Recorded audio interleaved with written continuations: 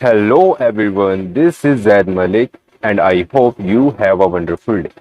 तो बच्चों आज हम पढ़ने जा रहे हैं class 10 science chapter matter in our surroundings.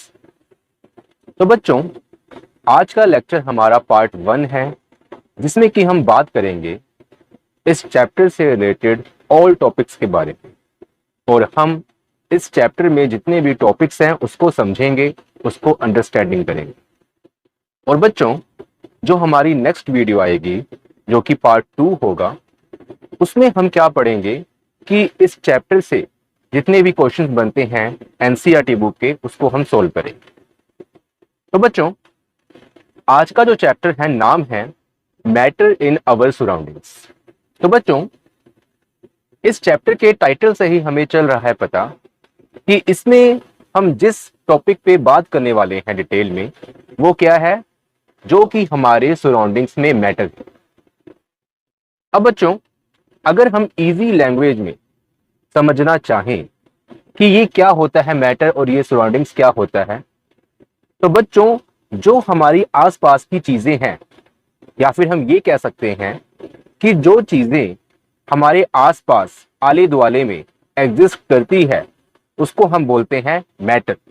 वो जो चीज है, वो जो ऑब्जेक्ट है उसको हम क्या बोलते हैं मैटर। और बच्चों सराउंडिंग्स हमारा क्या हो गया आसपास। अब बच्चों मैटर में हमारे आसपास की जितनी भी चीजें हैं चाहे वो लिविंग या फिर नॉन लिविंग किसी भी टाइप की चीज हो, किसी भी टाइप का ऑब्जेक्ट हो, वो सब आते हैं। जैसे कि बच्चों मैटर में ह्यूमन, प्लांट्स, एनिमल्स, आपकी बाइक, आपका मोबाइल एंड सो ऑन जितनी भी चीजें हैं हमारे आसपास, जिसमें भी हम और ज्यादा एग्जांपल ले सकते हैं जैसे कि हमारा सन, हमारे स्टार्स एंड एवरीथिंग, हमारी एयर, हर चीज मैटर में आती है।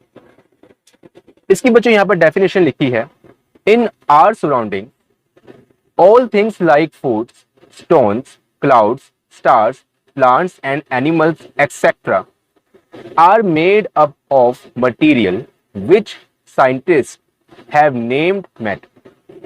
तो बच्चों ये हमें क्या कहना चाह रहा है कि हमारे सराउंडिंग में आसपास में ये सारी चीजें जैसे कि फूड्स खाना, स्टोन्स पत्थर, क्लाउड्स बादल, स्टार्स सितारे, प्लांट्स पौधे, एनिमल्स जानवर, ह्यूमंस, जितनी भी चीजें हैं ये सारी चीजें मटेरियल से बनी होती है, मेड अप ऑफ मटेरियल। और बच्चों साइंटिस्ट ने इस मटेरियल को नाम दिया है मैटर। तो बच्चों हम ये भी कह सकते हैं कि हमारे आसपास में जितनी भी चीजें पाई जाती हैं वो सब मैटर से बनी होती है। अब बच्चों मैटर क्या होता है, साइंटिस्ट ने मैटर ही नाम क्यों दिया, ठीक है ना। तो बच्चों देखें, matter are those things which occupy space and having mass. तो बच्चों मैटर ऐसी चीजें होती हैं जो कि स्पेस को ऑक्यूपाई करती हैं, जगह को घेरती हैं और उनका मास होता है, उनके पास मास होता है। तो बच्चों ऐसी चीजों को हम कहते हैं मैटर। अगर बच्चों मैं आपके बात करूं कि आपका जो मोबाइल है या फिर मेरा जो ये मोबाइल है ये एक मैटर है, जी हाँ ये एक मैटर है। अगर मैं इस मोबाइल को यहां रख दूं तो जहां पर मैं इसको रखूंगा ये उतनी जगह घेर लेगा, उसको ऑक्यूपाई कर लेगा। और बच्चों इसका मास भी होता है।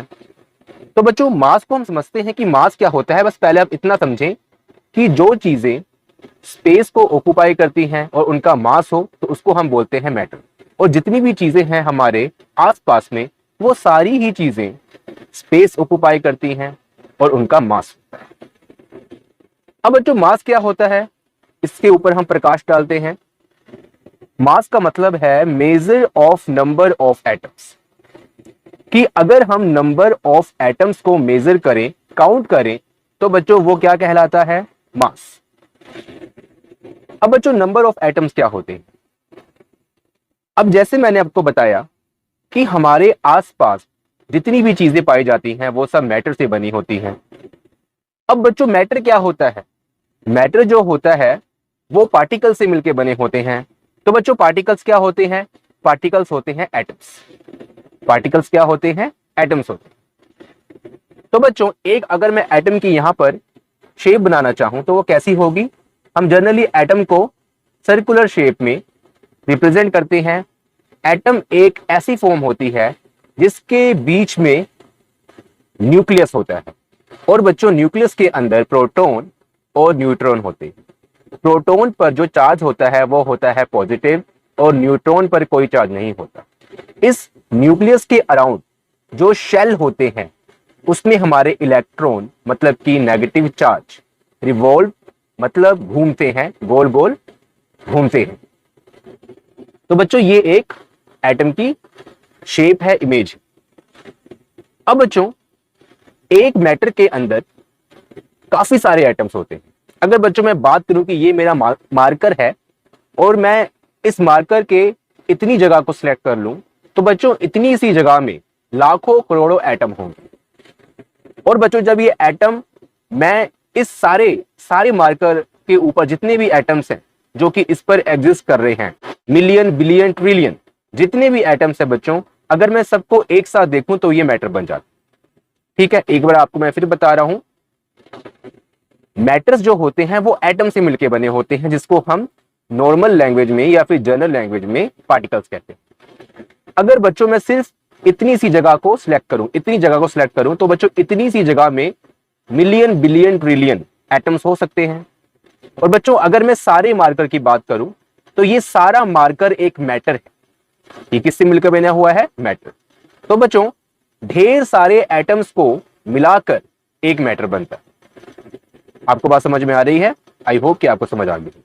ठीक है बच्चों, तो बच्चों मास क्या है? Measure of number of atoms. Now student, कई स्टूडेंट्स को परेशानी होती है इस चीज में कि मास और वेट में क्या डिफरेंस। तो बच्चों आपको मैं बताना चाहूं, मास जो हमारा होता है वो होता है measure of number of atoms, लेकिन जो वेट होता है वो होता है फोर्स ऑफ ग्रेविटी 9.8 मीटर पर सेकंड स्क्वायर।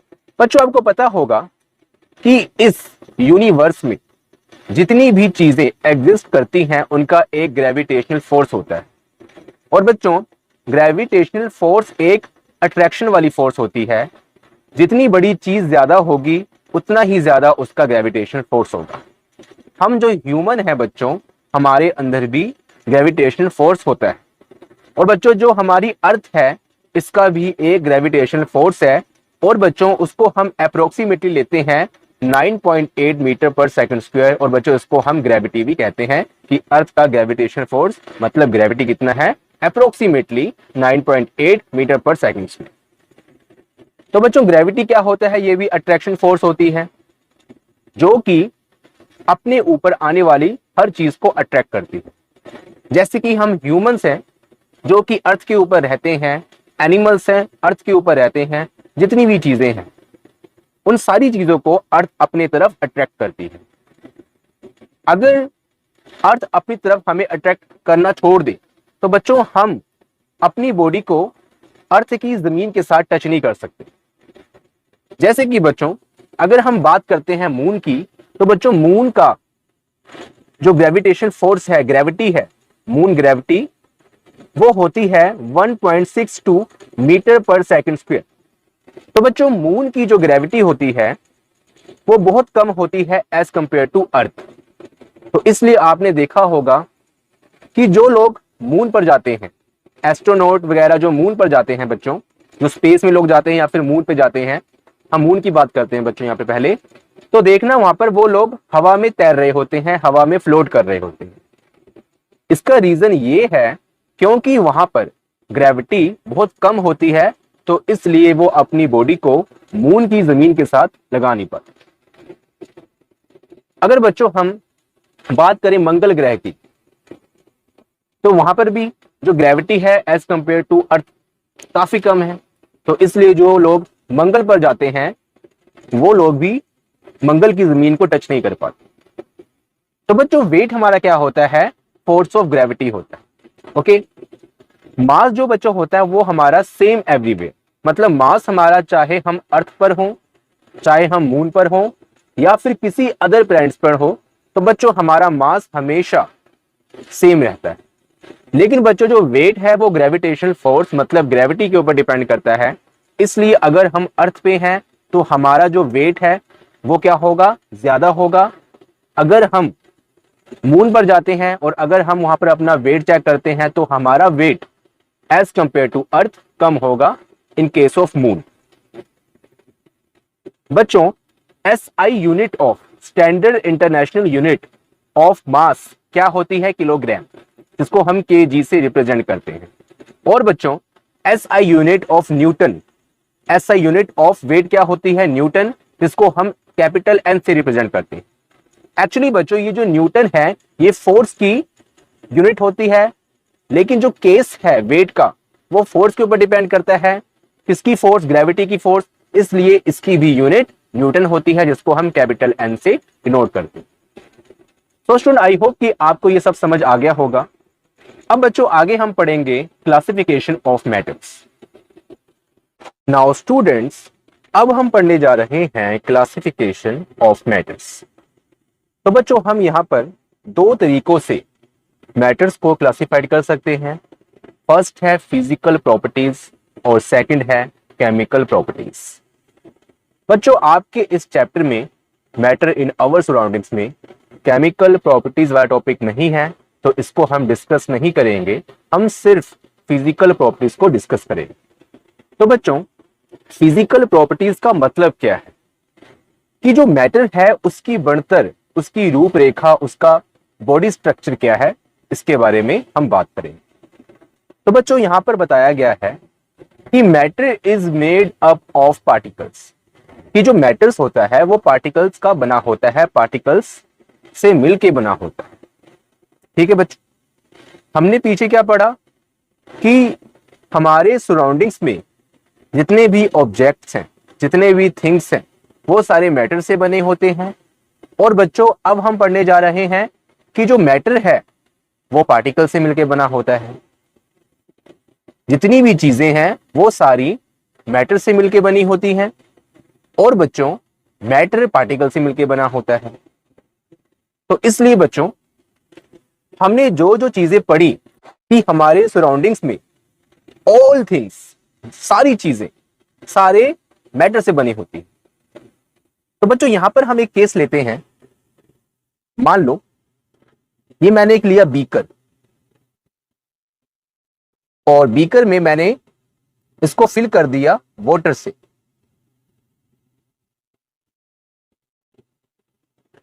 इसमें बच्चों मैंने पुट किया सॉल्ट, नमक। अब बच्चों यहां पर जो हमने एनालाइज करना है, सिर्फ दो चीजों को करना है। यहां पर जो बीकर है वो भी एक मैटर है, मैटर से मिलकर बना हुआ एक ऑब्जेक्ट है, लेकिन बच्चों यहां पर हमने सिर्फ सॉल्ट और इस वाटर को ऑब्जर्व करना है। ठीक है, देखिए ये हमारा सॉल्ट है बच्चों, ये हमारा वाटर है। हमारे सराउंडिंग्स में बच्चों वाटर भी पाया जाता है, तो इसका मतलब ये हुआ कि वाटर भी मैटर से बना हुआ है।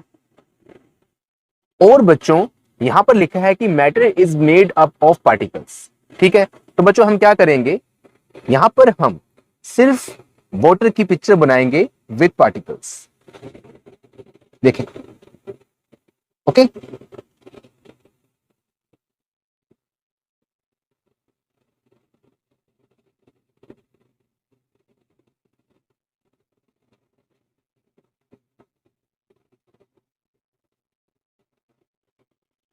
देखिए बच्चों, ये जो आपको स्क्वायर या फिर रेक्टेंगल जो बॉक्सेस दिख रहे हैं, ये क्या है, पार्टिकल्स है। ये क्या है, पार्टिकल्स है। ये हमने पिक्चर बनाई है वाटर की ओन। ठीक है, अब बच्चों जो मैटर के पार्टिकल्स होते हैं उनके बीच में क्या होता है, स्पेस होता है। क्या होता है, स्पेस होता है। मान लो कि चीनी के जो दाने होते हैं, अगर हम देखें कि जो घर में हमारे चीनी का जो डब्बा होता है उसमें जो चीनी होती है, शुगर होती है, उसमें पीसीज होते हैं चीनी के। तो बच्चों चीनी के जो पीसीज होते हैं, छोटे छोटे टुकड़े होते हैं, वो आपस में एक साथ तो नहीं होते जुड़े हुए, पूरे अलग अलग होते हैं। मतलब कि उनके बिटवीन कुछ जगह प्रेजेंट होती है, कुछ स्पेस प्रेजेंट होती है। तो बच्चों वैसे ही हर मैटर के पार्टिकल्स के बिटवीन कुछ जगह, कुछ स्पेस प्रेजेंट होती है। तो बच्चों देखें, ये वाटर है, मान लो एक पार्टिकल वाटर का ये रहा, अब ये पार्टिकल दूसरा रहा और ये पार्टिकल तीसरा रहा। तो बच्चों ये तीन जो पार्टिकल्स है इनके बिटवीन कुछ जगह प्रेजेंट होगी, ठीक है, जैसे कि ये हमारी खाली स्पेस है। ओके, अब बच्चों ये रहा वाटर का पार्टिकल, ये रहा, उसके बाद ये रहा, this this this this and this this this. अब बच्चों हमने क्या करना है कि सोल्ट को मिक्स करना है वाटर के अंदर, डिसॉल्व करना है वाटर के अंदर। तो बच्चों सोल्ट भी हमारा एक मैटर है, मैटर से मिलकर बना है, तो बच्चों उसके भी पार्टिकल्स होंगे। तो बच्चों जब हम सोल्ट के पार्टिकल्स वाटर के पार्टिकल्स में मिक्स करेंगे तो बच्चों क्या होता है कि जब इसको हम घोल देते हैं, डिसॉल्व कर देते हैं और हम कुछ देर बाद देखते हैं तो जो सोल्ट है होल वाटर में, सारे वाटर में मिक्स हो जाता है। अगर उसका हम टेस्ट चेक करेंगे तो हमें सोल्टी लगेगा सारे वाटर का। ये नहीं होगा कि आधा जो बीकर है वो सोल्टी हो गया और आधा बीकर अभी पहले जैसा है, उसका जो वाटर है वो पहले जैसा है, ऐसा नहीं होगा बच्चों। सारा ही कुछ देर बाद, 2 मिनट बाद, 3 मिनट बाद या फिर 5 मिनट बाद ये सारा ही वाटर सोल्टी हो जाएगा। तो बच्चों ये जो सोल्ट है जिसके जो कि पार्टिकल से बना हुआ है, ये कहां गया? अगर हम देखें वाटर को तो वो दिखता तो है नहीं सोल्ट हमें। ये जो सोल्ट के पार्टिकल्स है बच्चों, वाटर्स के पार्टिकल्स के दरमियान जो खाली जगह है, यहां जाके अपने आप को एडजस्ट कर लेता है, अपने आप को यहां पर अरेंज कर लेता है, ठीक है। तो बच्चों ये सोल्ट के पार्टिकल है।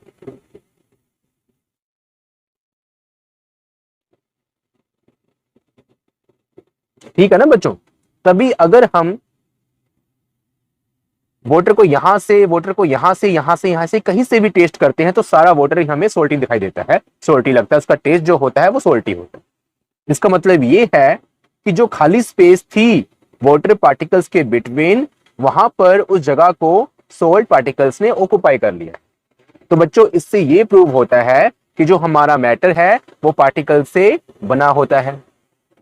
अब बच्चों ये जो पार्टिकल्स है, सेकंड पॉइंट है, how small are these particles of matter. तो बच्चों ये बहुत ही ज्यादा, जो ये पार्टिकल्स होते हैं मैटर के, ये बहुत ही ज्यादा स्मॉल होते हैं, छोटे होते हैं।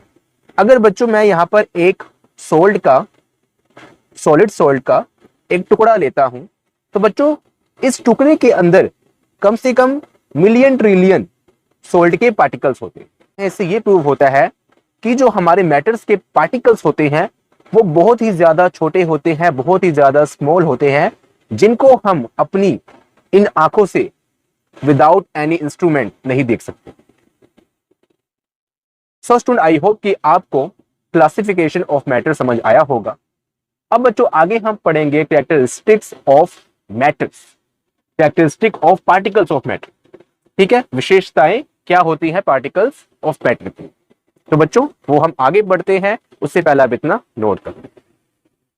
नाउ स्टूडेंट्स, अब हम पढ़ने जा रहे हैं characteristics of particles of matter, मतलब कि विशेषताएं पार्टिकल्स ऑफ मैटर की। तो बच्चों पहली कैरेक्टरिस्टिक है, particles of matter have space between them.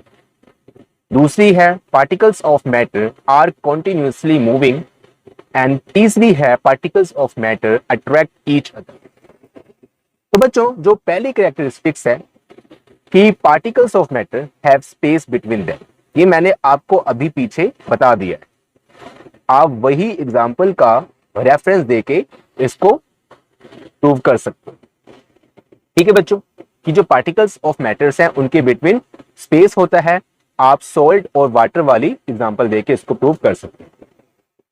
अब बच्चों जो सेकंड हमारी कैरेक्टरिस्टिक्स है, particles of matter are continuously moving, कि पार्टिकल्स ऑफ मैटर, मैटर के पार्टिकल्स होते हैं वो लगातार मूव करते हैं। ठीक है बच्चों, तो बच्चों इसको हम देखते हैं। देखिए बच्चों, पहली बात तो ये है कि पार्टिकल्स ऑफ मैटर मूव क्यों करते हैं। पार्टिकल्स ऑफ मैटर मूव क्यों करते हैं? क्योंकि बच्चों उनके पास होती है kinetic energy. Kinetic KINECTIC energy. बच्चों काइनेटिक एनर्जी एक ऐसी एनर्जी होती है जो कि पार्टिकल्स को, मैटर के पार्टिकल्स को मूव करने में हेल्प करती है। जितनी ज्यादा काइनेटिक एनर्जी होगी उतना ही पार्टिकल्स मूव करेगा। ठीक है बच्चों, तो इससे हमें क्या मिलता है? मूविंग। ठीक है, लगते हैं मूविंग, कि अगर काइनेटिक एनर्जी होती है तो पार्टिकल्स मूविंग करता है। अब बच्चों काइनेटिक एनर्जी को हम इंक्रीज कर सकते हैं, बढ़ा सकते हैं और उसकी मूविंग को बड़ा और फास्ट कर सकते हैं। कैसे? देखिए, पार्टिकल्स ऑफ मैटर। अब बच्चों जो ये पार्टिकल्स है, यहां पर मैं बात कर रहा हूं सोल्ट और वाटर के सॉल्यूशन का, जैसे कि जो हमने पीछे एग्जांपल में पढ़ा, या फिर हम कोई और एग्जांपल ले सकते हैं, कोई भी सॉल्यूशन ले सकते हैं। जब बच्चों इसको हम हीट करते हैं तो क्या होता है कि जो काइनेटिक एनर्जी है हमारी, जिसको हम के ई से भी रिप्रेजेंट करते हैं, वो बढ़ जाती है, इंक्रीज हो जाती है। और बच्चों इसकी जो मूविंग होती है पार्टिकल्स की, वो फास्ट हो जाती है। जैसे कि बच्चों यहां पर हम देखते हैं एक एग्जांपल। ये हमारा एक छोटा सा बीकर है जिसमें कि वाटर है, वाटर प्रेजेंट है। अब बच्चों यहां पर मेरे पास ब्लू कलर पाउडर है, ब्लू कलर का पाउडर है। मैंने क्या किया कि ये जो ब्लू कलर का पाउडर है, ये 1 पिंच, एक चुटकी इस वाटर के अंदर डाल दी। और बच्चों इसको आपने ऐसे ही स्थिर रखना है और आपने देखना है कि कुछ समय बाद, 2 मिनट बाद, 3 मिनट बाद या फिर 5 मिनट बाद, ये सारा वाटर ही ब्लू हो जाए। देखिए, जब आपने ब्लू कलर पाउडर को डाला, मान लो कि आपने यहां डाला, तो उस टाइम बच्चों ये जो पार्ट होगा वाटर का, ये काफी ज्यादा ब्लू होगा, काफी ज्यादा डार्क ब्लू होगा। स्लोली स्लोली स्लोली स्लोली जैसे टाइम बीतता जाएगा, ये सारा वाटर ही ब्लू हो जाएगा और बच्चों अब ये थोड़ा सा लाइट हो जाएगा, इसके कंपेयर लाइट हो जाएगा। और बच्चों फिर समय कुछ बीतने के बाद ये और ज्यादा लाइट होता जाएगा जब तक ये पूरी तरह डिसॉल्व नहीं हो जाता। तो बच्चों जो ये पार्टिकल्स हैं जो कि हमने यहां डाले, हमने यहां पुट किया पार्टिकल्स को वाटर में, लेकिन इसको कुछ टाइम लगा और ये सारे वाटर में फैल गया। ये बच्चों क्यों फैला? क्योंकि ये मूव कर रहा था, पार्टिकल्स के पास काइनेटिक एनर्जी थी। मान लो बच्चों अभी हमने डाला यहां पर, इसको 10 मिनट में ये पूरे वाटर में फैला।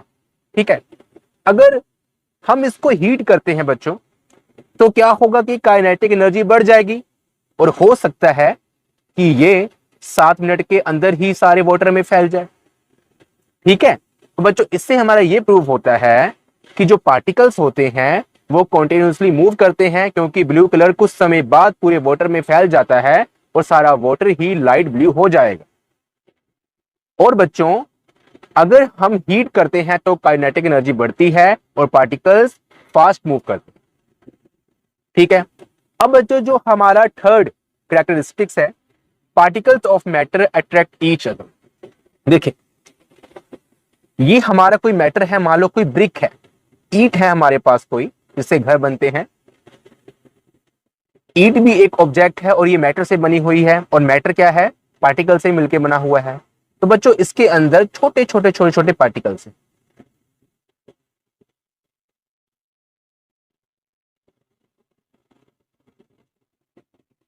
अब बच्चों ये जो पार्टिकल्स है, मान लो कि अगर हम ये 2 पार्टिकल्स को यहां पर सिलेक्ट करते हैं तो इनके बीच में एक अट्रैक्शन फोर्स होती है, ये एक दूसरे को अपनी तरफ पकड़ के रखते हैं, अट्रैक्ट करके रखते हैं। अगर बच्चों इसको मैं थोड़ा जूम कर दूं, बच्चों ऐसे कुछ हमारे पास पार्टिकल्स होंगे। तो बच्चों ये दोनों पार्टिकल आपस में एक दूसरे को अट्रैक्ट करेंगे, ये और ये पार्टिकल्स आपस में एक दूसरे को अट्रैक्ट करेंगे, ये आपस में करेंगे अट्रैक्ट, ये आपस में करेंगे अट्रैक्ट और ये आपस में करेंगे अट्रैक्ट। ठीक है बच्चों, ये पार्टिकल्स भी आपस में अट्रैक्ट कर सकते हैं। तो बच्चों ऐसे ये चलता जाएगा प्रोसेस। ये बच्चों अट्रैक्ट क्यों करते हैं और इसका प्रूफ क्या है कि ये अट्रैक्ट करते ही हैं?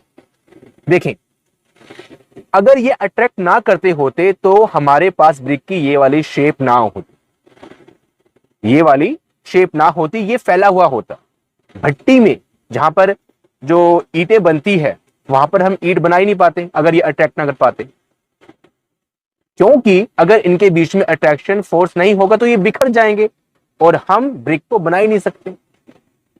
ठीक है बच्चों, तो बच्चों इससे ये प्रूव होता है कि जो ये शेप है ब्रिक की, जो कि एक रेक्टेंगल होती है और स्क्वायर भी हो सकती है, तो बच्चों वो इसलिए होती है क्योंकि उसके अंदर जो पार्टिकल्स होते हैं उनके बिटवीन, उनके बीच में एक अट्रैक्शन फोर्स होती है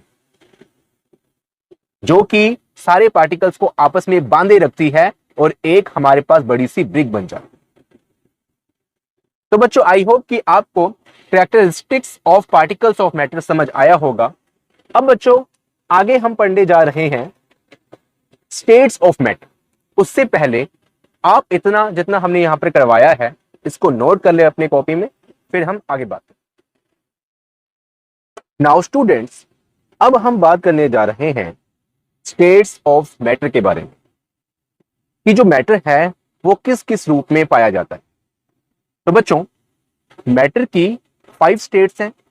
फर्स्ट है सॉलिड, सेकंड लिक्विड, थर्ड है गैस, फोर्थ प्लाज्मा, फिफ्थ है बॉस आइंस्टाइन कंडेंसेट।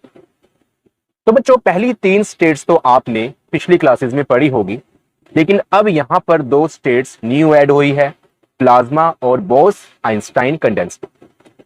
तो बच्चों एक एक करके हम इन सारी स्टेट्स को डिटेल में पढ़ते हैं।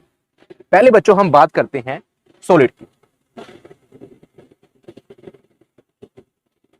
तो बच्चों सॉलिड एक ऐसी स्टेट है जिसका कि डेफिनेट शेप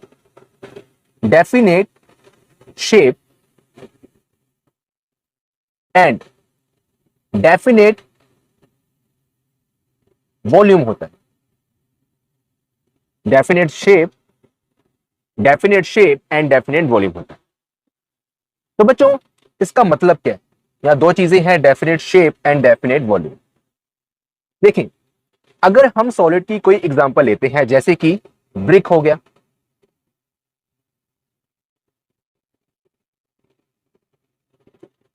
स्टील का पीस हो गया, ठीक है। तो बच्चों ये जो एग्जांपल है ये सॉलिड की है। अब बच्चों क्या होता है कि सॉलिड के केस में जो पार्टिकल्स होते हैं, तो कि सॉलिड एक ऑब्जेक्ट है और ये मैटर से मिलकर बना है, और बच्चों मैटर किससे मिलकर बना है? पार्टिकल से। तो बच्चों इनके जो पार्टिकल्स के बिटवीन जो फोर्स होती है वो बहुत ज्यादा स्ट्रांग होती है और ये solid to solid increase decrease होती जाती है।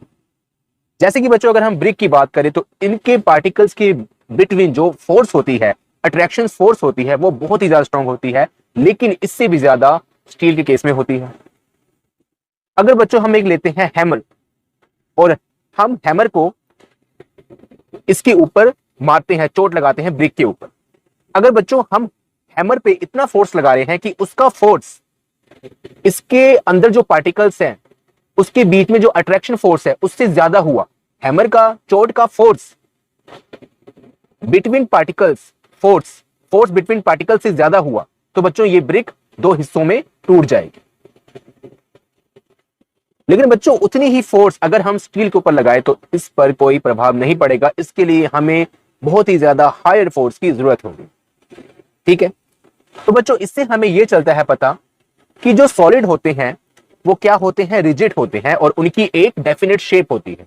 डेफिनेट शेप उनकी इसलिए होती है बच्चों क्योंकि उनके पार्टिकल्स के बिटवीन काफी ज्यादा स्ट्रॉन्ग फोर्स होता है, ठीक है बच्चों। तो बच्चों यहां पर हम ये लिख सकते हैं कि जो सॉलिड होते हैं वो सख्त होते हैं, रिजिड होते हैं, ओके।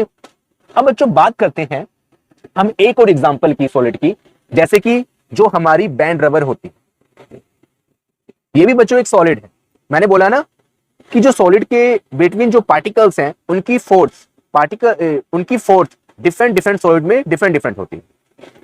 अब बच्चों यहां पर जो रबर होता है वो भी हमारा एक क्या है? सॉलिड का एग्जांपल।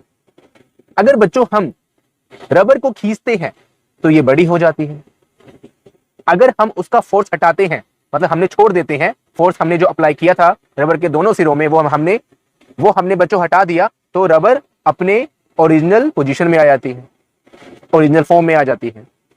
तो बच्चों इसलिए हम कह सकते हैं कि डिफरेंट डिफरेंट सॉलिड के केस में, डिफरेंट डिफरेंट सॉलिड की एग्जांपल्स में डिफरेंट डिफरेंट फोर्स होती है बिटवीन पार्टिकल्स। ठीक है बच्चों। अब बच्चों हम बात करते हैं, जो केस है हमारा वो है लिक्विड।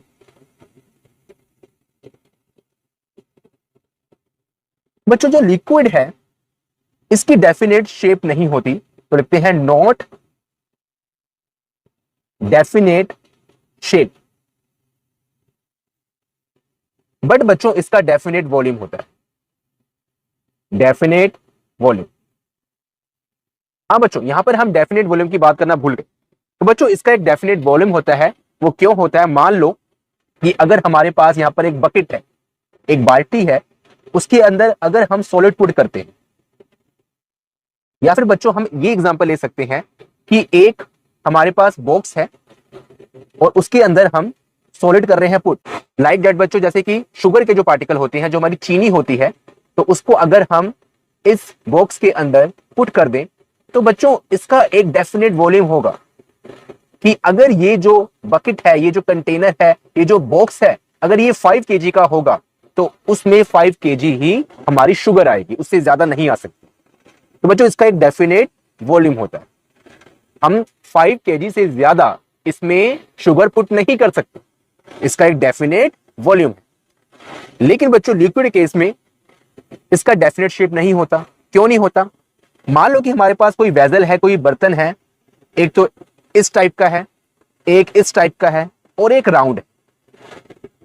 हम जिस भी वेजल में, जिस भी बर्तन में हम लिक्विड को डालेंगे, ये उसी की जो शेप है वो एक्वायर कर लेता है। अगर मान लो कि ऐसा वेजल है, हमने इसमें वाटर डाला, क्योंकि वाटर लिक्विड है, तो बच्चों वाटर इसमें इस शेप में आ जाएगा, फिल हो जाएगा। अगर ऐसा हमारे पास बर्तन है तो वो इस शेप को एक्वायर, ऑक्युपाई कर लेगा। अगर बच्चों राउंड है तो बच्चों वाटर इसमें भी आ जाएगा।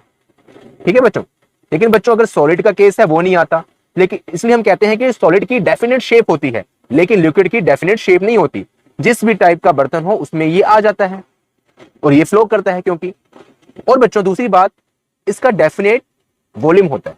मान लो कि अगर ये जो हमारा वेजल है ये 5 केजी का है या फिर 5 लीटर का है, तो बच्चों इसमें 5 लीटर ही लिक्विड आएगा। अगर ये हमारा 2 लीटर का है तो इसमें 2 लीटर ही लिक्विड आएगा। और अगर बच्चों ये 3 या 5 या कुछ भी, मतलब जितना इसका वॉल्यूम होगा इस बर्तन का, उतना ही इसमें लिक्विड मतलब कि वाटर आएगा, उससे ज्यादा नहीं डाल सकते। ठीक है बच्चों। अब बच्चों लिक्विड के केस में जो इसके पार्टिकल्स होते हैं उनके बिटवीन जो फोर्स होता है वो as compare to solid weak होता है। लिक्विड के केस में जो पार्टिकल्स होते हैं वीक फोर्स, ठीक है, उनके बिटवीन जो फोर्स होता है वो वीक होता है। ठीक है। लेकिन सॉलिड के केस में बहुत ज्यादा स्ट्रॉन्ग होता है। ओके बच्चों। अब बच्चों हम बात करते हैं गैस की। तो बच्चों गैस एक ऐसा मैटर है कि जिसका ना तो नाइदर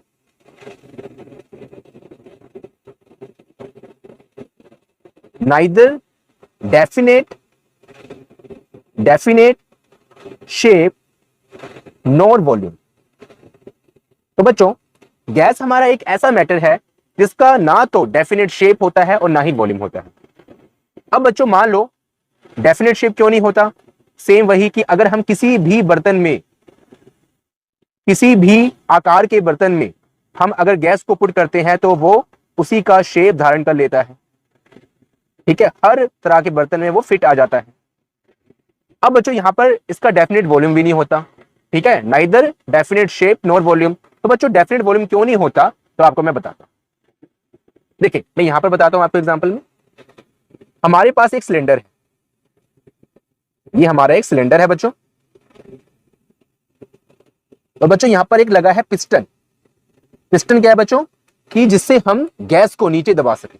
ये हमारा एक पिस्टन लगा हुआ है। इसके अंदर बच्चों हमने गैस भरी। मान लो कि इसके अंदर जो गैस है वो 1 केजी है अभी। ठीक है, हमारा जो पिस्टन है बच्चों वो यहां पर है। जब बच्चों हम नेक्स्ट स्टेप में पिस्टन के अंदर फोर्स डालेंगे, मतलब आपको बताता हूं मैं कि हमने ऐसे ही किया।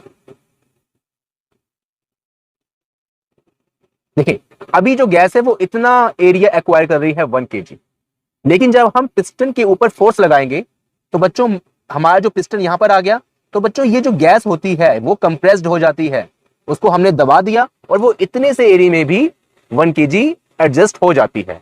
और हम चाहें तो उसमें जो बाकी जो एरिया है उसमें और ज्यादा गैस को फिल कर सकते हैं।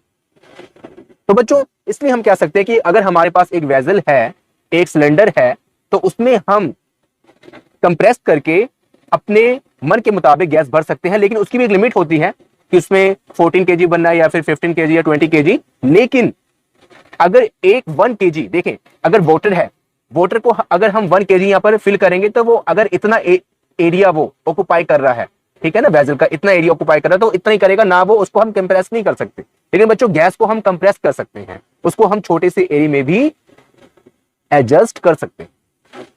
ठीक है बच्चों, तो बच्चों इससे हमें क्या चलता है पता कि गैस का ना तो डेफिनेट शेप होता है और ना ही डेफिनेट वॉल्यूम होता है। और बच्चों गैस के केस में जो पार्टिकल्स के बिटवीन जो फोर्स होता है वो बहुत ही ज्यादा वीक होता है, हम कहते हैं वीकेस्ट फोर्स होता है। देखिए सॉलिड केस में क्या होता है बच्चों, जो फोर्स होता है बिटवीन पार्टिकल्स बहुत ज्यादा स्ट्रॉन्ग होता है, फिर उससे कम होता है लिक्विड के केस में, और बच्चों लिक्विड से भी कम गैस के केस में होता है। ठीक है बच्चों, तो आपने देखा होगा कि अगर हम गैस को रिलीज करते हैं हमारे सराउंडिंग्स में, एयर में, तो गैस हमारी बहुत जल्दी इधर उधर फैल जाती है, क्योंकि उनके जो पार्टिकल्स हैं वो काफी, उनके बीच में फोर्स बहुत वीक है, तो वो टूट जाते हैं और वो काफी दूर तक फैल जाते हैं। ओके, तो बच्चों आई होप कि आपको सॉलिड, लिक्विड, गैस जो ये 3 स्टेट्स है मैटर के समझ आए होंगे। अब बच्चों हम आगे पढ़ेंगे plasma and boss Einstein condensate. ठीक है, तो बच्चों उससे पहले आप इतना नोट कर लें, फिर हम आगे बात करते हैं। नाउ स्टूडेंट्स, अब हम पढ़ने जा रहे हैं 4th state of matter, plasma. Consist of super energetic and super excited particles.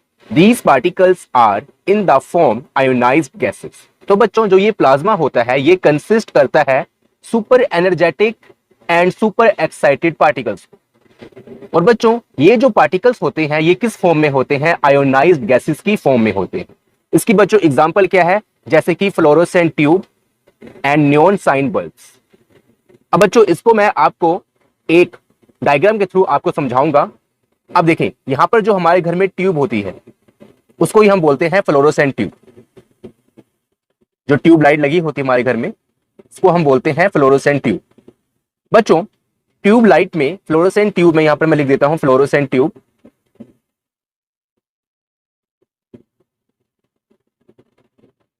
Left hand side में और राइट हैंड साइड में फ्लोरोसेंट मटेरियल लगा होता है।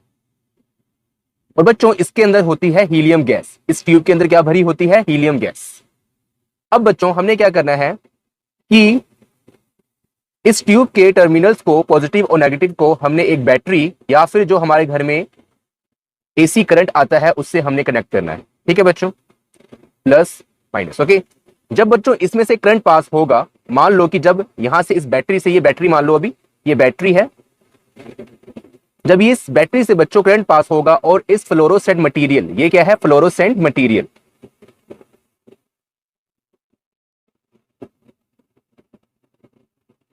ठीक है, जब इस बैटरी से करंट पास होगा और इस फ्लोरोसेंट मटेरियल तक पहुंचेगा, तो बच्चों ये फ्लोरोसेंट मटेरियल काफी ज्यादा एनर्जेटिक होता है, तो ये थोड़ी सी करंट से ही बहुत ज्यादा गर्म हो जाएगा। और बच्चों जो इस ट्यूब के अंदर हीलियम गैस है जो कि इस ट्यूब के अंदर पूरे में भरी हुई है, और जो जब वो इस फ्लोरोसेंट मटेरियल को टच करेगी तो बच्चों हीलियम जो हमारी गैस है वो हीलियम आयन में कन्वर्ट हो जाएगी, हीलियम 2 पॉजिटिव में कन्वर्ट हो जाएगी। ओके, और जब बच्चों ये हीलियम 2 पॉजिटिव ऐसे ट्रेवल कर करके इस दूसरे फ्लोरोसेंट मटेरियल तक पहुंचेगी, तो बच्चों इस एयर में, मतलब जो ये हमारे ट्यूब के अंदर जो हीलियम गैस थी जो हीलियम आयन में कन्वर्ट हो गई, इससे करंट पास होना शुरू हो जाएगा, एक सर्किट बन जाएगा। ठीक है, देखिए करंट यहां से निकल रहा है, ओके, और यहां पर जो अंदर गैसेस है जब गैसेज इसके साथ टच होगी तो वो हीलियम आयन में कन्वर्ट होगी। अब बच्चों ये जो हीलियम आयन है ये करंट कैरियर का काम करेंगे और करंट को वो इस फ्लोरोसेंट मटेरियल तक पहुंचाएंगे। और उसके बाद क्या होता है बच्चों, जब ये करंट कैरियर का काम करते हैं, हीलियम 2 पॉजिटिव करंट कैरियर का काम करते हैं, तो बच्चों ये क्या करते हैं, ग्लो करते हैं। ये ग्लो करते हैं और हमें लगता है कि हमारे घर में जो ट्यूबलाइट है वो रोशनी दे रही है। वैसे ही बच्चों सेम प्रोसेस हमारा नियॉन बल्ब में होता है कि जो हमारे घर में बल्ब लगा होता है 100 वाट का, 60 वाट का, उसके अंदर भी यहाँ पर क्या होता है, हमारा फ्लोरोसेंट मटेरियल होता है। और इस केस के अंदर बच्चों हमारे पास होती है नियॉन गैस। ठीक है, तो बच्चों यहाँ पर हमारे पास होती है नियॉन गैस। तो बच्चों यहाँ पर भी नियॉन गैस जब इस फ्लोरोसेंट मटेरियल साथ टच करता है तो वो नियॉन आयन में कन्वर्ट हो जाता है। और जब नियॉन आयन में कन्वर्ट होगा तो बच्चों वो ग्लो करने लग जाता है। वैसे ही बच्चों यही प्रोसेस हमारे सन में और स्टार्स में भी अकर होता है, तभी जो स्टार्स और सन होते हैं वो ग्लो करते हैं। तो बच्चों आई होप कि आपको प्लाज्मा समझ आया होगा। अब बच्चों हम आगे पढ़ेंगे बोस आइंस्टाइन कंडेंस स्टेट। तो बच्चों उससे पहले आप इतना नोट कर लें, फिर हम आगे बात करें। स्टूडेंट्स, अब हम बात करने जा रहे हैं बोस आइंस्टाइन कंडेंस स्टेट। तो बच्चों बोस आइंस्टाइन कंडेंस स्टेट ये भी एक स्टेट ऑफ मैटर होती है। और बच्चों इस केस में क्या होता है कि हम गैस को ठंडा करते हैं, कूल करते हैं। हमारे पास कोई गैस है और उसको हम कूल करते हैं, ठंडा करते हैं। और बच्चों कूल कितने टेम्परेचर तक करते हैं, या फिर हम कह सकते हैं कितनी उसमें से हम एनर्जी निकालते हैं, उसका टेम्परेचर क्या करते हैं, हम करते हैं बच्चों -273.15 डिग्री सेल्सियस। अगर बच्चों हम इतना ठंडा कर लें, मतलब इस गैस में से हम इतनी एनर्जी निकाल दें और वो उसका टेम्परेचर अगर इतना हो जाए, मतलब इससे नीचे तो जा ही नहीं सकता। ये लास्ट स्टेज है किसी भी पार्टिकल्स के ठंडा होने की, चाहे वो गैस हो, सॉलिड हो, लिक्विड हो। अगर हम ठंडा करते हैं तो बच्चों इससे ज्यादा वो ठंडा नहीं हो सकता, इससे कम उसका टेम्परेचर नहीं हो सकता। तो बच्चों इसको हम बोलते हैं टेम्परेचर को एब्सोल्यूट टेम्परेचर।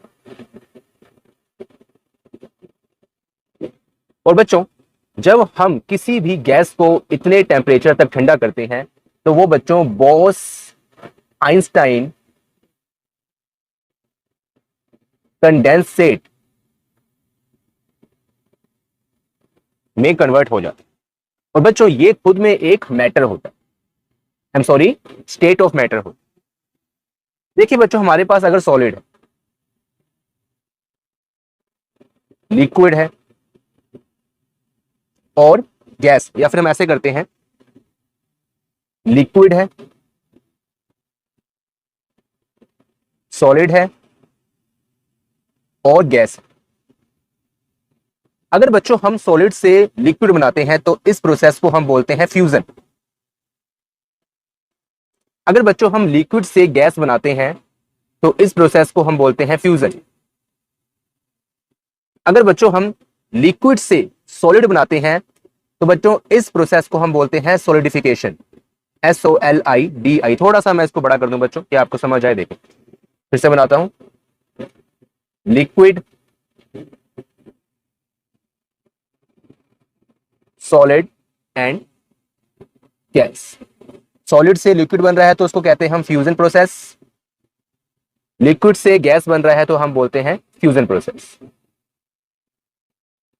लिक्विड से सॉलिड बन रहा है तो उसको बोलते हैं सॉलिडिफिकेशन प्रोसेस।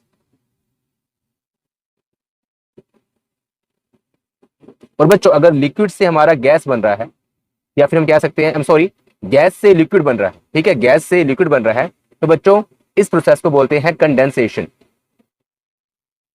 कंडेंसेशन। और अगर बच्चों सॉलिड से गैस बन रहा है डायरेक्टली, ठीक है, सॉलिड से गैस बन रहा है, तो बच्चों इसको बोलते हैं सब्लिमेशन प्रोसेस। और अगर बच्चों गैस से सॉलिड बन रहा है डायरेक्टली तो इसको बोलते हैं सब्लिमेशन। तो बच्चों देखें, अगर हम गैस को ठंडा करते हैं तो वो लिक्विड में कन्वर्ट होता है।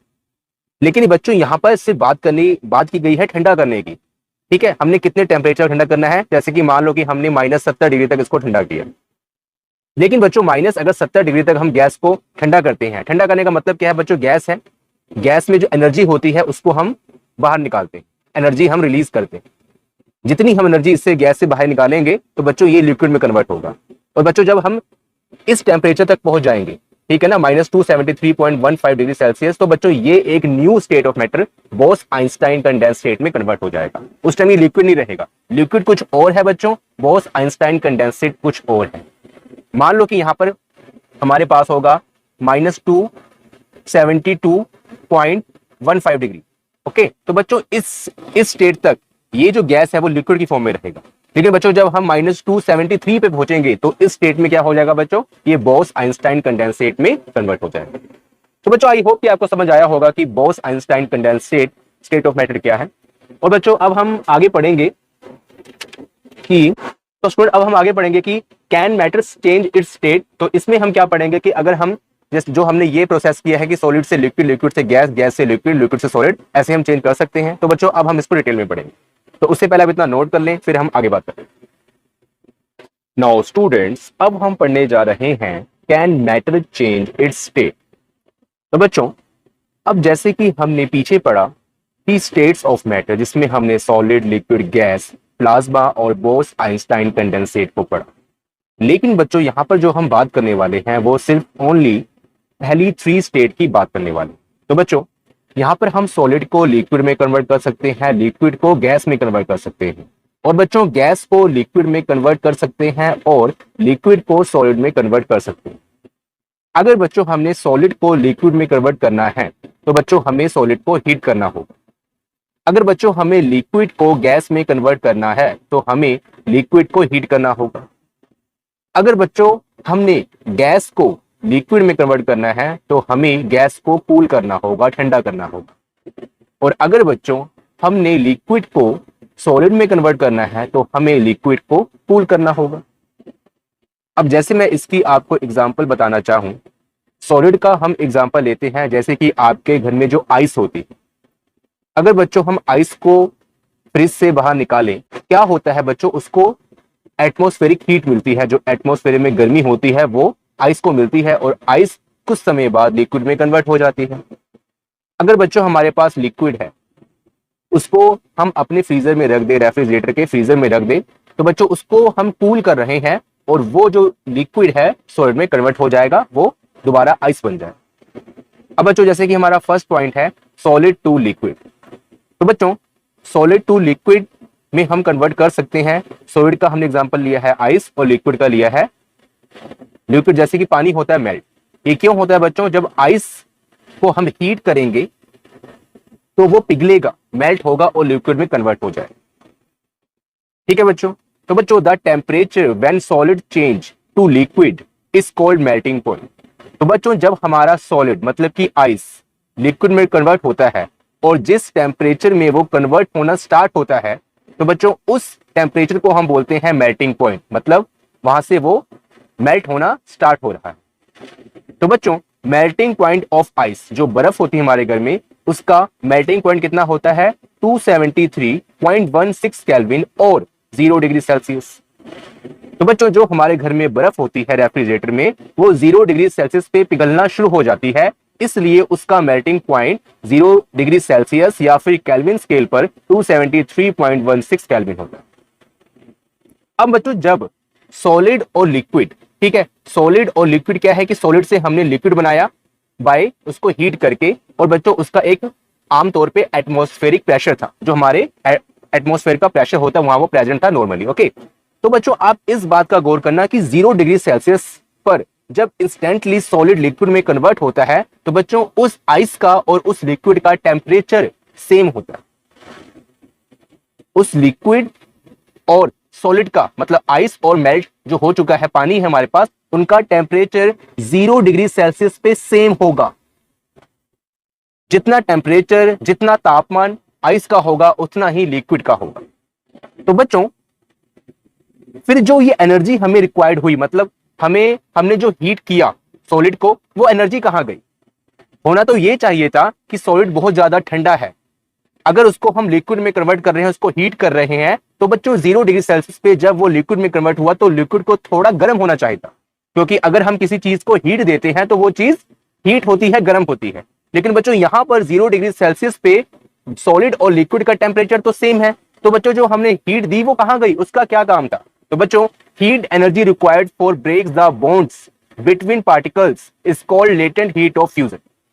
तो बच्चों जो ये हीट एनर्जी है जो हमने सॉलिड को हीट दी, वो बच्चों कहां यूज हुई हीट? वो सॉलिड के पार्टिकल्स के बिटवीन जो बॉन्ड्स थे उसको तोड़ने के लिए यूज हुई। सॉलिड के पार्टिकल्स के बीच में बॉन्ड्स होते हैं, मैंने आपको बताया था पीछे स्टार्टिंग में। तो बच्चों उन बॉन्ड्स को ओवरकम करने के लिए, उन बॉन्ड्स को ब्रेक करने के लिए इस हीट का यूज हुआ। तो इससे सॉलिड और लिक्विड के टेम्परेचर पर कोई फर्क नहीं पड़ा, क्योंकि वो हीट है, वो तो पार्टिकल के साथ लड़ाई करने में यूज होगी।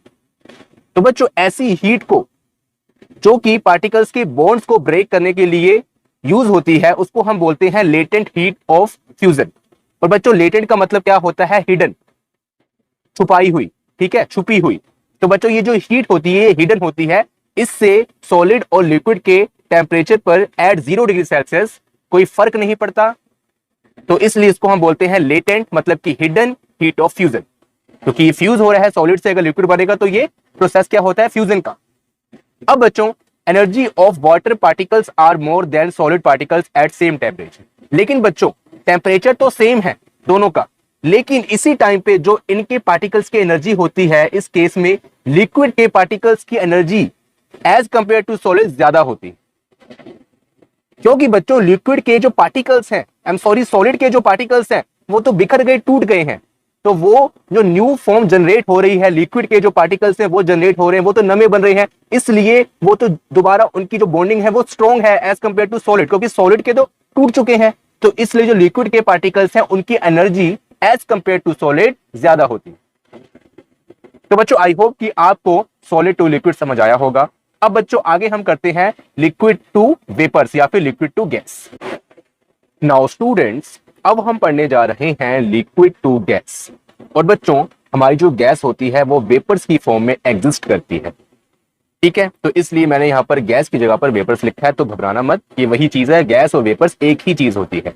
अब बच्चों लिक्विड टू गैस में क्या होता है कि लिक्विड की जगह पर हम लेते हैं वाटर, पानी, और जब इसको हम हीट करते हैं एट नॉर्मल एटमॉस्फेरिक प्रेशर, तो बच्चों ये गैस में मतलब कि वेपर्स में कन्वर्ट हो जाती है।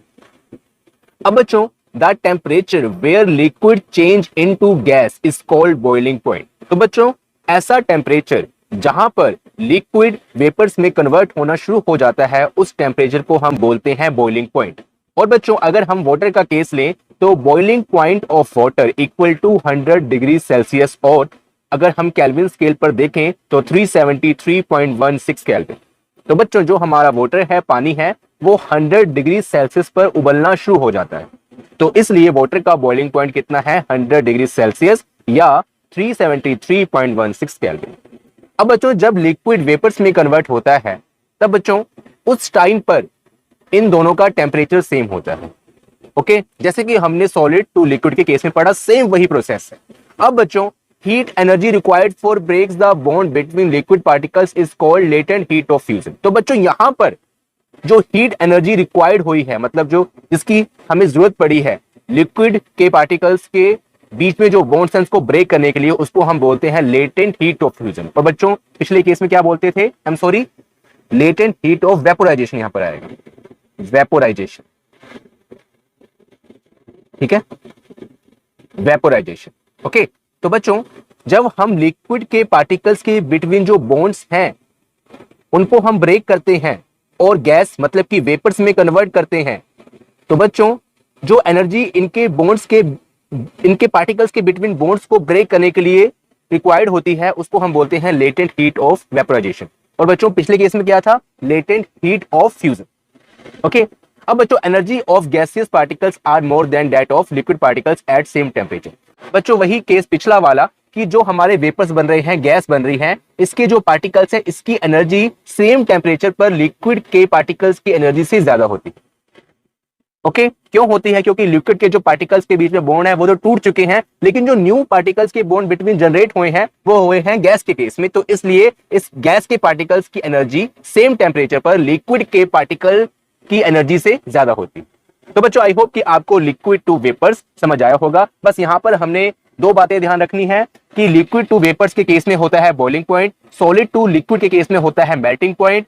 और बच्चों लिक्विड टू वेपर्स के केस में जो बॉइलिंग पॉइंट है वो है 100 डिग्री सेल्सियस, और बच्चों पिछले केस में सॉलिड टू लिक्विड के केस में मेल्टिंग पॉइंट है 0 डिग्री सेल्सियस, और बच्चों इस केस में होता है liquid to vapours latent heat of vaporisation, और बच्चों सॉलिड टू लिक्विड के केस में होता है latent heat of fusion. Okay, तो बच्चों अब हम आगे करते हैं सॉलिड टू गैस। ठीक है, तो बच्चों उससे पहले आप इतना नोट कर लें, फिर हम आगे बात करते हैं। नाउ स्टूडेंट्स, अब हम बात करने वाले हैं सॉलिड टू गैस। जैसे कि बच्चों हमने ऊपर पढ़ा कि हम सॉलिड को लिक्विड में कन्वर्ट कर सकते हैं, लिक्विड को गैस में कन्वर्ट कर सकते हैं। अब बच्चों हम पढ़ने जा रहे हैं कि हम सॉलिड को डायरेक्टली लिक्विड में कन्वर्ट किए बगैर भी गैस में कन्वर्ट कर सकते हैं। तो बच्चों अब हमने क्या करना है कि सॉलिड को गैस में कन्वर्ट करना है without visiting in liquid case. Okay, तो बच्चों हम क्या करेंगे, सॉलिड टू गैस में कन्वर्ट करेंगे, और बच्चों इस प्रोसेस को हम बोलते हैं सब्लिमेशन, जिसमें लिक्विड हमारा आता ही नहीं है, लिक्विड हमारा बनता ही नहीं है। अब बच्चों सॉलिड से हमने गैस में कन्वर्ट किया, सब्लिमेशन है, एग्जांपल है CO2। अब बच्चों आपको पता है कि CO2 क्या होता है, कार्बन डाइऑक्साइड गैस। और आपने देखा होगा कि ज्यादातर आपको यही पता होगा कि जो CO2 हमारी होती है वो गैस की फॉर्म में होती है, लेकिन बच्चों at high pressure CO2 exist in solid form. अगर बच्चों हम प्रेशर को इंक्रीज कर दें, प्रेशर बढ़ा दें CO2 गैस के ऊपर, तो बच्चों क्या होगा कि CO2 सॉलिड की फॉर्म में कन्वर्ट हो जाएगी। मान लो बच्चों कि यहां पर हमारे पास एक सिलेंडर है और इसके ऊपर लगा हुआ है एक पिस्टन। ओके, और इसके अंदर CO2 गैस है। क्या है, CO2 गैस है। अगर बच्चों हम इस पिस्टन को नीचे दबाएंगे और मान लो कि पिस्टन को हम यहां ले आते हैं, ठीक है, इसका प्रेशर बहुत बढ़ जाएगा। अब इतने से एरिया में गैस हो जाएगी इकट्ठी CO2 जितनी भी, तो बच्चों ये CO2 गैस सॉलिड की फॉर्म में कन्वर्ट हो जाएगी। ओके, अब बच्चों हम क्या करेंगे, it's directly change into gas without changing in liquid when pressure reduce. तो बच्चों जब हम होली स्लोली इसका जो प्रेशर है इस पिस्टन को ऊपर करेंगे, प्रेशर को कम करेंगे, रिड्यूस करेंगे, तो बच्चों ये जो CO2 जो सॉलिड फॉर्म में कन्वर्ट हो गई है, ये डायरेक्टली ही गैस की फॉर्म में कन्वर्ट हो जाएगी। ठीक है बच्चों, तो बच्चों यहां पर लिक्विड का केस तो आता ही नहीं है, तो बच्चों तभी हम कहते हैं कि solid CO2 is also called dry ice, मतलब सूखी बर्फ। हम कहते हैं सूखी बर्फ, उसका मतलब क्या होता है कि CO2 सॉलिड की फॉर्म में प्रेजेंट है उस टाइम, तो बच्चों उसको हम बोलते हैं ड्राई आइस, क्योंकि वहां पर वाटरी लिक्विड प्रेजेंट नहीं होता। ठीक है ना, लिक्विड प्रेजेंट नहीं होता तो मतलब वो ड्राई होता है। अब बच्चों जैसे कि हमने पीछे ये डायग्राम पढ़ा था कि अगर हम सॉलिड से लिक्विड में कन्वर्ट करते हैं, ठीक है, उस प्रोसेस को हम बोलते हैं फ्यूजन। लिक्विड को गैस में कन्वर्ट करते हैं तो उसको भी बोलते हैं फ्यूजन। अब बच्चों अगर हम लिक्विड को सॉलिड में करते हैं कन्वर्ट तो बोलते हैं सॉलिडिफिकेशन, और बच्चों अगर हम गैस को लिक्विड में करते हैं कन्वर्ट तो बोलते हैं कंडेंसेशन। अगर बच्चों हम डायरेक्टली सॉलिड को गैस में कन्वर्ट करते हैं तो बोलते हैं सब्लिमेशन, और अगर बच्चों हम गैस को सॉलिड में कन्वर्ट करते हैं तो उसको भी बोलते हैं सब्लिमेशन। तो बच्चों ये जो हमारा प्रोसेस है ये क्या है, सब्लिमेशन। अब बच्चों यहाँ पर हमने पीछे पढ़ा था ATM प्रेशर, इसका मतलब क्या होता है, नॉर्मल एयर प्रेशर। और बच्चों 1 एटमॉस्फेरिक प्रेशर मतलब नॉर्मल एयर प्रेशर किसके इक्वल होता है, 1.01 इंटू 10⁵ पास्कल। PA का मतलब क्या है, पास्कल, पास्कल प्रेशर की यूनिट होती है। तो स्टूडेंट आई होप कि आपको सॉलिड टू गैस समझ आया होगा, और अब हम आगे करने जा रहे हैं इवेपोरेशन। तो उससे पहले आप बच्चों इतना नोट कर लें, फिर हम आगे बात करते हैं। नाउ स्टूडेंट्स, अब हम पढ़ने जा रहे हैं इवेपोरेशन प्रोसेस। जैसे कि बच्चों हमने पीछे पढ़ा कि अगर हम लिक्विड को 100 डिग्री सेल्सियस पर बॉईल करते हैं, जब लिक्विड अपने बॉइलिंग पॉइंट पर पहुंच जाता है, तब बच्चों वो गैस मतलब कि वेपर्स में कन्वर्ट होना स्टार्ट हो जाता है। लेकिन बच्चों but in some cases liquid change into vapours without reaching at boiling point is called evaporation.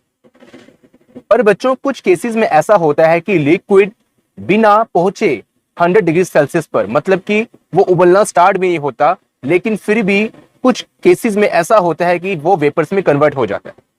कुछ पार्ट लिक्विड का वेपर्स में कन्वर्ट हो जाता है without reaching at 100 degree Celsius temperature. तो बच्चों उस प्रोसेस को हम क्या बोलते हैं, इवेपोरेशन। जैसे कि बच्चों यहां पर हमने पढ़ा था कि हमारे पास अगर यहां पर लिक्विड है, ठीक है, लिक्विड है हमारे पास, इसको हम हीट करते हैं 100 डिग्री सेल्सियस पर, तो ये वेपर्स में कन्वर्ट होता है। लेकिन बच्चों कुछ केसेस में ऐसा होता है कि 100 डिग्री सेल्सियस पर पहुंचने से पहले ही, मान लो कि 60 डिग्री सेल्सियस पर, ये वेपर्स में कन्वर्ट हो जाता है। तो बच्चों इस प्रोसेस को हम क्या बोलते हैं, इवेपोरेशन। अब बच्चों ये क्यों होता है, तो देखें, particles as the surface of liquid having high kinetic energy is able to break away from the force of attraction and change into vapours. तो बच्चों ये जैसे कि लिक्विड है, इसके बच्चों सरफेस पर जो पार्टिकल्स होते हैं, हमें पता है कि जो लिक्विड्स होता है वो पार्टिकल से मिलकर बना हुआ है, तो इसके सरफेस पर जो पार्टिकल्स होते हैं बच्चों, उनकी काइनेटिक एनर्जी काफी ज्यादा होती, और जब हम उसको हीट करते हैं तो बच्चों जब थोड़ी सी एनर्जी इनके पास जो हीट एनर्जी यहां पर पहुंचती है, तो ये इनके जो बॉन्ड्स है वो ब्रेक हो जाते हैं और ये वेपर्स में कन्वर्ट हो जाते हैं, सिर्फ थोड़ी सी एनर्जी मिलने पर ही, क्योंकि इनकी जो मूविंग एनर्जी है, काइनेटिक एनर्जी, वो बहुत ज्यादा है। इनको थोड़ा सा पुश मिलता है और ये मूव करना मतलब कि वेपर्स में कन्वर्ट होना स्टार्ट कर देते हैं, इसीलिए इवेपोरेशन प्रोसेस होता है। रीजन इसका ये। तो बच्चों आई होप कि आपको इवेपोरेशन प्रोसेस समझ आया होगा। अब बच्चों अब हम आगे पढ़ने वाले हैं फैक्टर्स अफेक्टिंग इवेपोरेशन, कि कौन कौन से फैक्टर्स हैं जो इवेपोरेशन को अफेक्ट करते हैं, मतलब कि इसको बढ़ाते या फिर कम करते हैं। वो बच्चों हम आगे बढ़ते हैं, उससे पहले आप इतना नोट करें। नाउ स्टूडेंट्स, अब हम पढ़ने जा रहे हैं फैक्टर अफेक्टिंग इवेपोरेशन। तो बच्चों पहला फैक्टर है इंक्रीज सरफेस एरिया। अगर बच्चों हम सरफेस एरिया इंक्रीज कर दें तो बच्चों हमारा इवेपोरेशन प्रोसेस काफी तेज हो जाता है, इंक्रीज हो जाता है। बच्चों आपको पता है कि अभी हमने पीछे पढ़ा कि जो इवेपोरेशन हमारा प्रोसेस है ये सरफेस का प्रोसेस है, क्योंकि ये तब होता है जब सरफेस के जो पार्टिकल्स होते हैं उनको उनकी जिनकी काइनेटिक एनर्जी बहुत ज्यादा होती है, उनको थोड़ी सी हीट मिलती है, वो ब्रेक हो जाते हैं और वेपर्स में कन्वर्ट हो जाते हैं। तो इसलिए बच्चों अगर हम सरफेस एरिया बढ़ा देंगे तो पार्टिकल्स भी बढ़ जाएंगे, ठीक है, पार्टिकल्स बढ़ेंगे तो वेपर्स भी बढ़ेंगे। और बच्चों अगर इसकी हम एग्जांपल लेना चाहें तो एग्जांपल बच्चों ये है कि हम गर्मियों के दिनों में जो अपने छतों पर या फिर कहीं बालकनी में, कहीं भी घर के किसी कोने में कपड़े सुखाते हैं, अगर कपड़े को हम ऐसे ही डाल देते हैं रोप्स के ऊपर या फिर कहीं भी जो स्टैंड होता है कपड़े सुखाने वाला, अगर हम ऐसे ही इकट्ठा करके कपड़े डाल दें तो बच्चों वो जल्दी नहीं सूखते, उनको बहुत टाइम लग जाएगा। लेकिन बच्चों अगर हम कपड़ों को फैला के डालें तो वो बहुत जल्दी सूख जाते हैं। फैलाने का मतलब बच्चों ये है कि हमने उस मैटर का सरफेस एरिया बढ़ा दिया। जब कपड़े इकट्ठा थे, जब गीले थे, इकट्ठा थे, और उसको हमने ऐसे ही रख दिया, तो बच्चों चाहे वो 4 दिन हो जाए आपका सही तरह नहीं सूखेगा। लेकिन बच्चों अगर वही कपड़े को हम फैला दें और रस्सियों पे डाल दें तो बच्चों क्या होता है, वो कपड़ा जल्दी सूख जाता है। क्यों? क्योंकि उसका सरफेस एरिया बढ़ जाता है। अब बच्चों दूसरा हमारा फैक्टर है इंक्रीज ऑफ टेम्परेचर। तो बच्चों अगर हम टेम्परेचर को इंक्रीज करते हैं तब भी इवेपोरेशन प्रोसेस हमारा इंक्रीज हो जाता है, बढ़ जाता है, फास्ट हो जाता है। बच्चों ये इसलिए होता है क्योंकि बच्चों हमें पता है कि इवेपोरेशन प्रोसेस सरफेस प्रोसेस होता है, ये सरफेस के जो पार्टिकल्स होते हैं उनके थ्रू होता है। तो बच्चों अगर हम टेम्परेचर इंक्रीज करते हैं तो ये जो पार्टिकल्स हैं ये बहुत आसानी से जिनकी काइनेटिक एनर्जी होती ज्यादा होती है वो बहुत आसानी से ब्रेक हो जाते हैं, या फिर बच्चों हम ये कह सकते हैं कि उनकी काइनेटिक एनर्जी बढ़ जाती है।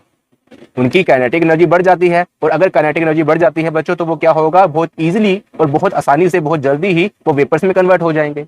ठीक है बच्चों, तो बच्चों टेम्परेचर को इंक्रीज करने से हमारा इवेपोरेशन प्रोसेस इंक्रीज हो जाता है, बढ़ जाता है। अब बच्चों डिक्रीज इन ह्यूमिडिटी। तो देखें बच्चों जो हमारे आसपास हवा होती है हमें पता है कि उसके अंदर क्या होते हैं, वेपर्स होते हैं, पानी की बूंदें होती हैं, नमी होती है। ठीक है बच्चों, अब बच्चों जो ये इवेपोरेशन प्रोसेस है इसमें क्या होता है कि अगर हमारे पास कोई मैटर है जैसे कि वाटर ही है और अगर वो इवेपोरेट हो रहा है तो ये जो वेपर्स है ये कहाँ जा रहे हैं, ये हमारे सराउंडिंग्स की जो एयर है उसमें ही जा रहे हैं। तो इसका मतलब हम ये कह सकते हैं कि जो हमारे आसपास की हवा है उसमें ही ये वेपर्स समा जाते हैं। लेकिन बच्चों हमारे जो आसपास की हवा होती है उसकी भी एक लिमिट होती है कि वो वेपर्स को होल्ड कर सके। ठीक है, मान लो कि हमारे पास ये हमारे आसपास की हवा है और इसमें पहले से ही ऑलरेडी बहुत सारे वेपर्स हैं, इसमें बहुत सारी नमी है कि हवा में बहुत सारी नमी है, तो बच्चों वहां पर अगर हम इवेपोरेशन प्रोसेस करेंगे तो वो प्रोसेस बहुत स्लोली होगा। तो बच्चों वो प्रोसेस बहुत स्लोली होगा, वो इसलिए स्लोली होगा क्योंकि एयर्स की भी लिमिट होती है, वो अनगिनत या कह सकते हैं इनफाइनाइट वेपर्स को अपने अंदर नहीं समा सकता, उसकी भी लिमिट है। तो अगर हम इसकी नमी को कम कर दें, ठीक है, अगर हम ह्यूमिडिटी को डिक्रीज कर दें तो हवा कैसी हो जाएगी, खुश्क हो जाएगी। और बच्चों जो खुश्क हवा होती है, हमारी जो ड्राई हवा होती है, इसके अंदर नमी कम होती है, वहां इवेपोरेशन प्रोसेस काफी आसानी से और काफी तेजी होता है। अब बच्चों जो चौथा फैक्टर है हमारा वो है इंक्रीज इन विंड स्पीड। तो बच्चों अगर हम हवा की स्पीड को बढ़ा दें तो हमारा इवेपोरेशन प्रोसेस काफी आसानी से हो जाता है, क्योंकि बच्चों हवा की स्पीड से क्या होता है, फोर्स लगता है। अब बच्चों वो फोर्स क्या करता है कि जो इसके सरफेस पर, मतलब वाटर के सरफेस पर जो पार्टिकल्स होते हैं उनको उनका बॉन्ड ब्रेक करने में हेल्प करती है। जो हवा होती है, वाटर के सरफेस पर जो पार्टिकल्स होते हैं उनका बॉन्ड्स ब्रेक करने में थोड़ी सी मदद करती है, क्योंकि विंड की भी एक फोर्स होती है। तो बच्चों वो आसानी से वेपर्स में कन्वर्ट हो जाते हैं। और अगर बच्चों इसकी हम एग्जांपल देखें तो ये देखें कि जब हम कपड़े सुखाते हैं गर्मियों के दिनों में, अगर हवा चल रही हो तो कपड़े जल्दी सूख जाते हैं एज कंपेयर टू अगर हवा नहीं चल रही है। तो बच्चों हवा के चलने से क्या होता है कि हमारा इवेपोरेशन प्रोसेस जो होता है वो इंक्रीज हो जाता है हवा तेज होने से। ठीक है बच्चों, जैसे जैसे हम हवा की स्पीड को बढ़ाएंगे, विंड की स्पीड को इंक्रीज करेंगे, हमारा इवेपोरेशन प्रोसेस इंक्रीज होता जाएगा। तो बच्चों आई होप कि आपको फैक्टर अफेक्टिंग इवेपोरेशन का टॉपिक समझ आया होगा। अब बच्चों आगे कुछ और पॉइंट्स हैं इस इवेपोरेशन से रिलेटेड, तो वो हम करते हैं, उससे पहले आप इतना नोट कर। नाउ स्टूडेंट्स, अब कुछ इंपॉर्टेंट पॉइंट है जिसको हम क्वेश्चन भी कह सकते हैं, और उसको हम पढ़ते हैं कि how does evaporation cause cooling. ठीक है बच्चों, कि इवेपोरेशन से ठंडक कैसे बनती है। ओके, तो बच्चों देखें, हमारे पास लिक्विड है अभी, अब इसको हम एक्सटर्नल कोई हीट नहीं दे रहे, वो खुद ही अपने आप से, मतलब खुद ही वो जो सराउंडिंग की हीट है वो लेगा, और सराउंडिंग की जो हीट को वो एब्जॉर्ब करेगा। तो बच्चों क्या वो किस में कन्वर्ट होगा, वेपर्स में, मतलब कि गैस में कन्वर्ट होगा। ठीक है, अब बच्चों देखें, इसका मैं एग्जांपल आपको लूं, जैसे कि गर्मियों के दिनों में जो हमारी छतें होती हैं वो बहुत गर्म होती है, तो हम क्या करते हैं ठंडा करने के लिए कि शाम के वक्त हम उसमें पानी की बौछार करते हैं। जब बच्चों छत सारी गीली हो जाती है तो क्या होता है कि जो वाटर के जो पार्टिकल्स हैं, या हम कह सकते हैं कि ड्रॉपलेट्स हैं वाटर के, वो छत के जो पार्टिकल्स हैं, जो हमारी रूफ होती है, छत होती है, उसके जो पार्टिकल्स हैं उससे एनर्जी एब्जॉर्ब करते हैं।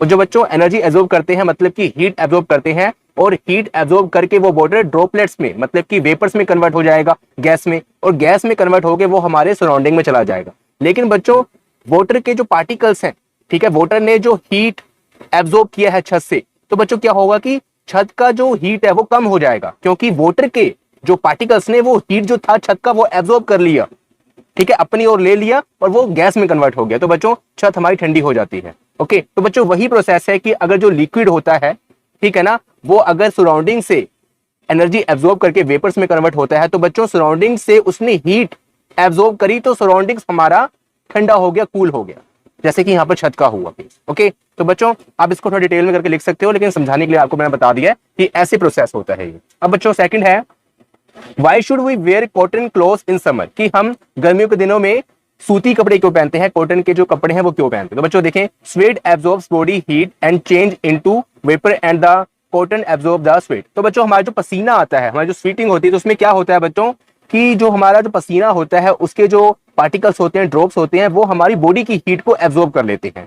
ठीक है, वो हमारा जो पसीना होता है वो हमारी बॉडी की हीट एनर्जी को एब्जॉर्ब कर लेते हैं अपने अंदर। और बच्चों जो ये कॉटन के कपड़े होते हैं, कॉटन के जो क्लोथ्स होते हैं, वो उस स्वेट को, ठीक है, उस पसीने को एब्जॉर्ब कर लेते हैं। हम कहते हैं ना कि कॉटन के कपड़े पसीने को सोख लेते हैं। तो बच्चों जब पसीने ने हमारी बॉडी की हीट को एब्जॉर्ब कर लिया, और फिर कॉटन कपड़ों ने स्वेटिंग को एब्जॉर्ब कर लिया, तो बच्चों क्या होता है कि हमें थोड़ी ठंडक महसूस होती है as compare to other clothes. Okay, तो बच्चों इसलिए हम गर्मियों के दिनों में सूती कपड़े, मतलब कि कॉटन के कपड़े पहनते हैं। तो बच्चों नेक्स्ट पॉइंट है, why do we see water droplets on the outer surface of a glass containing ice cold water. तो बच्चों आपने देखा होगा कि अगर हम कोई गिलास लें, ठीक है, या उसके अंदर हम या तो कोल्ड वाटर या फिर आइस कोल्ड वाटर डाल दें, मतलब जो बर्फ का ठंडा पानी होता है, बहुत ज्यादा ठंडा पानी होता है, हमने एकदम अभी रिसेंटली फ्रीजर से निकाला और इसमें हम गिलास के अंदर हमें डाल दिया, तो आप बच्चों देखोगे कि 1 मिनट बाद या फिर आधे मिनट बाद गिलास की जो आउटर सरफेस है यहाँ पर आपको पानी की बूंदे नजर आएंगी, वाटर के ड्रॉपलेट्स नजर आएंगे आपको बच्चों। ठीक है बच्चों, तो वो बच्चों वाटर के ड्रॉपलेट्स आपको क्यों नजर आते हैं। तो बच्चों देखें, हमें पता है कि जो हमारी एयर है, हमारे जो आसपास जो उसका सराउंडिंग है, इसमें क्या प्रेजेंट है, एयर है, मतलब कि गैस है। ठीक है, गैस है। तो बच्चों क्या होता है कि जब गैस इसके कांटेक्ट में आती है, मतलब एयर के जो पार्टिकल्स हैं, जब वो इस ग्लास के आउटर सरफेस के कांटेक्ट में आते हैं, तो बच्चों क्या होता है कि वो अपनी एनर्जी लूज कर देते हैं। ठीक है, और लूज जब एनर्जी करती है गैस, तो बच्चों वो कूल होती है, और कूल होके बच्चों क्या होता है, कंडेंसेशन प्रोसेस होता है, और वो वाटर में कन्वर्ट हो जाती है। जैसे कि मैंने आपको बताया था कि अगर हम गैस को कूल करते हैं, इस प्रोसेस को बोलते हैं कंडेंसेशन, और बच्चों वो किसमें कन्वर्ट होता है, लिक्विड में। तो बच्चों यहाँ पर भी यही है कि जो हमारी एयर है वो गैस है, ठीक है, और उसमें क्या बच्चों वाटर के वेपर्स होते हैं। एयर में क्या होते हैं, वाटर के वेपर्स, मतलब कि गैस होता है। ठीक है, वेपर्स किसको इंडिकेट कर रहा है, गैस को। तो बच्चों जब गैस को का टेम्परेचर हम गिराएंगे, टेम्परेचर उसका लूज करेंगे, मतलब उसको ठंडा करेंगे, जब वो इस ग्लास के कांटेक्ट में आएगा एयर, तो उसका टेम्परेचर खुद ब खुद गिर जाएगा, क्योंकि जो ग्लास का टेम्परेचर है वो बहुत कम है, ठीक है ना, बहुत ठंडा है। तो बच्चों हमारी जो गैस है वो ठंडी होगी, और ठंडी होने के बाद वो वाटर ड्रॉपलेट्स में कन्वर्ट हो जाएगी। इसीलिए हमें आउटर सरफेस में वाटर के जो बूंदे हैं, वाटर के ड्रॉपलेट्स हैं, वो नजर आते हैं। तो बच्चों आई होप कि आपको ये सारा समझ आया होगा, और हमारा फर्स्ट चैप्टर का जो थियरी पार्ट था, टॉपिक्स थे, वो कंप्लीट हो गए। और आगे हम लेक्चर में बच्चों पढ़ेंगे इससे रिलेटेड सारे क्वेश्चन, इस चैप्टर से रिलेटेड जितने भी क्वेश्चन है सब हम करेंगे जो आपके एनसीईआरटी बुक में है। तो बच्चों अगर आपको वीडियो से कुछ बेनिफिट हुआ तो प्लीज वीडियो को लाइक करें, अपने फ्रेंड्स के साथ इस वीडियो को शेयर करें, और अगर आपने अभी तक हमारे चैनल को सब्सक्राइब नहीं किया तो प्लीज सब्सक्राइब कर लें। Thank you so much, bye, मिलते हैं फिर नेक्स्ट वीडियो में।